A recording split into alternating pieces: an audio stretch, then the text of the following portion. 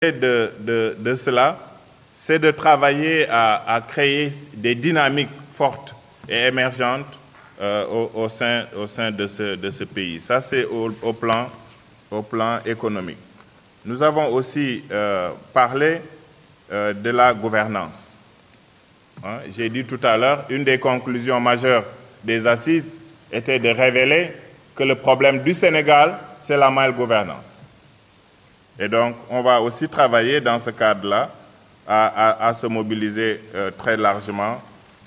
Et enfin, on a dit il faut travailler à la transformation sociale. Vous avez dit jusqu'où on va aller le plus loin possible. Le mouvement social ne s'arrête pas à assurer le succès de Benno ou d'autres candidats qui seraient issus du peuple à l'occasion des élections de 2012, mais de travailler plus largement à créer les conditions d'un changement profond à l'intérieur de ce pays-là et porté par ce pays-là. Et c'est ça, là, je ne sais pas jusqu'où on peut aller, mais on va aller le plus loin possible, avec un mouvement social fort. Alors, la question a été posée de savoir est-ce qu'on a des intentions d'avoir des candidats aux élections présidentielles. Je vais vous indiquer en gros le chemin que nous avons dessiné. Nous avons lancé ce manifeste et comme Ousmane l'a dit, c'est sorti dans la presse avant-hier. Et hier déjà, mais Evan vous en parlait, on a des mouvements de jeunes, de groupes dans les quartiers populaires qui se constituent assez largement pour créer des cellules de soutien et d'adhésion au manifeste.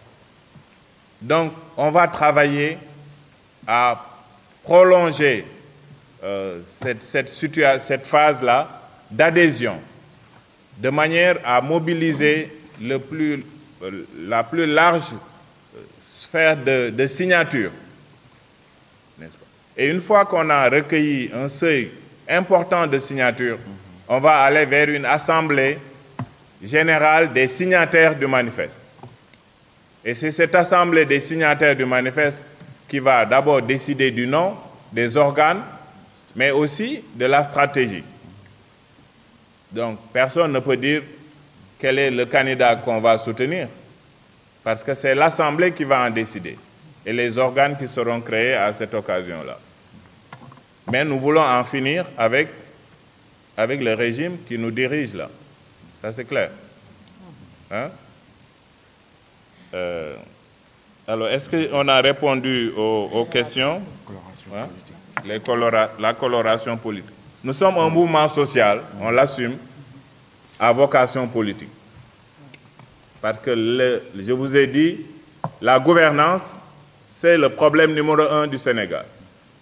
Le problème numéro 2, c'est de n'avoir pas mobilisé le potentiel de développement de ce pays-là. Hein? Sen vient de nous rejoindre, mais il peut vous donner les chiffres sur les statistiques agricoles ou hydriques. Le potentiel hydrique du Sénégal est sans commune mesure avec les pays dont nous importons leurs produits agricoles, dont le Maroc. Nous avons le double en potentiel hydrique du Maroc et 11 fois le potentiel d'Israël. On peut multiplier les comparaisons le plus largement possible. La réalité, c'est que notre potentiel de développement n'a jamais été valorisé. Et on nous a toujours présenté comme un pays à faibles ressources naturelles, ce qui est faux. Et c'est ce potentiel-là qu'il faut mobiliser. Je disais que c'était ça le problème numéro 2 du Sénégal. Donc, les orientations politiques qui devront sous-tendre les politiques publiques doivent être partagées au sein du peuple, définies par le peuple. Et c'est cette démarche ascendante qui va créer les conditions d'un développement.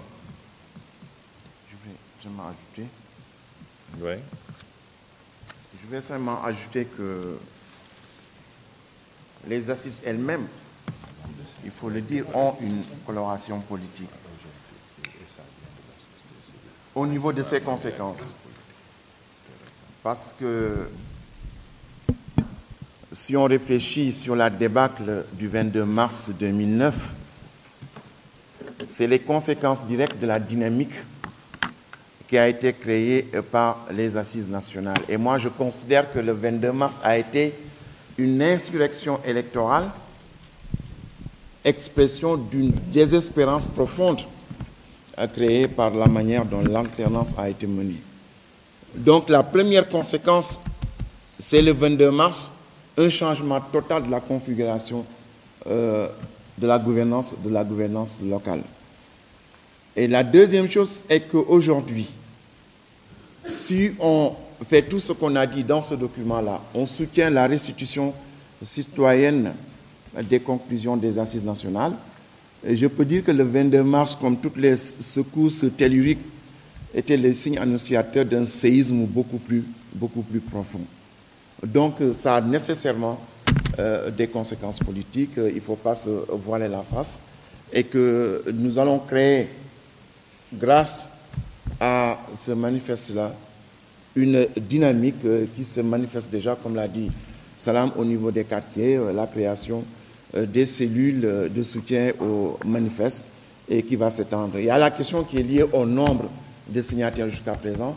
On ne peut pas donner de nombre, mais tout simplement on peut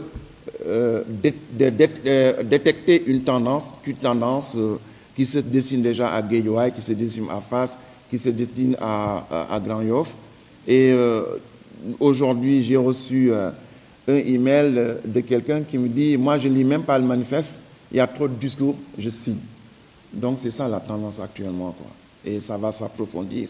Et nous comptons, dans ce domaine, de l'accompagnement de la presse pour élargir ce mouvement d'ensemble, pour faire vraiment de ce manifeste-là une traduction réelle dans la réalité.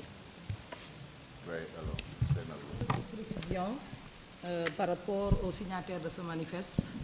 Nous avons la société civile et quelques politiques, mais principalement la société civile ont été les premiers signataires de ce manifeste. C'est seulement cette précision que je voulais vous apporter par rapport à cette question. Merci. Voilà, merci beaucoup. Est-ce qu'on a répondu à vos questions? On va prendre une seconde liste. Benno, la question de Benno.